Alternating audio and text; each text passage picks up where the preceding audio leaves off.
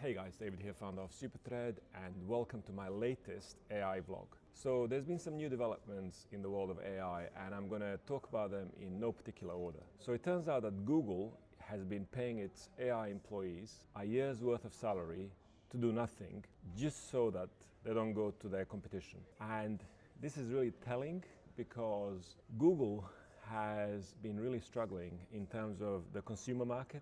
The OpenAI is really dominant in this field, and the reason for all of this is because Google was initially lazy and they were late to the party, and OpenAI has really established itself as the go-to consumer app for AI.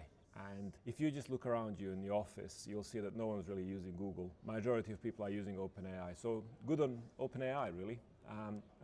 Also, OpenAI is looking to acquire Windsurf for $3 billion. So Windsurf is a coding app that uses AI to help you code. So it's similar to Cursor AI. It's not the biggest, it's the second biggest.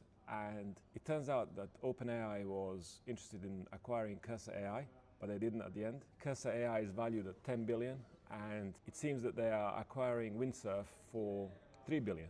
And to the best of our knowledge, Windsurf is making around 40 million annual recurring revenue, whereas Cursor AI is making 300 million. As a user of Cursor AI, I can tell you that it has completely and utterly transformed the way programmers code, so much so that in the latest batch of the Y Combinator companies, it turns out that 95% of the code written for the apps they were demoing was written using AI. So as a developer originally, we thought that we'll be the last to have our jobs taken by AI, but it turns out that AI is taking our jobs first. What's happening is that rather than it taking our jobs, I think what we are seeing, or what I'm seeing personally, is that AI is able to augment a developer massively. So for example, I'm able to produce 5 times the output compared to before, or even more actually in some cases. And I think on the whole it's a good thing.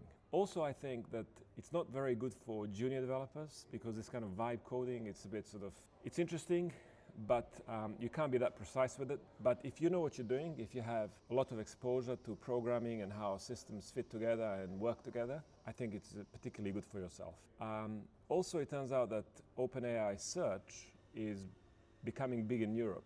So this is according to OpenAI data. And yeah, I'm not really surprised because often I see people in the office at least using OpenAI to find things rather than Google. So Google's in trouble there too. But that said, of course, they have YouTube, which is still big. There's been talk of one-person billion-dollar companies, so I have a thought about that. I don't think that's going to be happening, and the reason why I say that is because if one person is able to create a billion-dollar company, surely because one person created it, is not very defensible, so it's very much copyable. So I think it remains to be seen whether a single person can create a billion-dollar company. It's going to be very interesting to watch, but in my opinion, I doubt it. Also from the news, OpenAI, somebody was joking on Twitter saying, about saying thank you and please to ChatGPT. And Sam Altman jumped onto the conversation and said that it costs them tens of millions, energy costs and server costs when somebody says thank you and please. But the interesting fact about that is that a lot of people are saying thank you and please because they're just kind of hedging their bets because they want to be polite to these systems before they become intelligent and take over. So maybe that's what's going on. And last but not least, some very concerning news. There's a company in Germany, I'm not quite sure what the name is, but they employ around 160,000 underwriters. So these are the people making investment decisions, whether to approve a mortgage, for example, and things like that. So 160,000 is a huge number. And some AI company went up to them and said, we can replace all your employees within 6 months' time. And they chose not to go for it because they didn't want to cause recession in Germany. So that's also very interesting. Anyway, I hope you guys enjoy this latest vlog, and I'll see you guys next week.